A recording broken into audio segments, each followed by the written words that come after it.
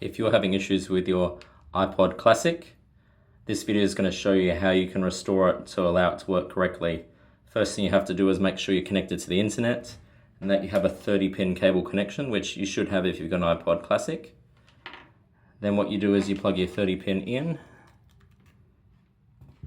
you connect it to your computer through the USB port.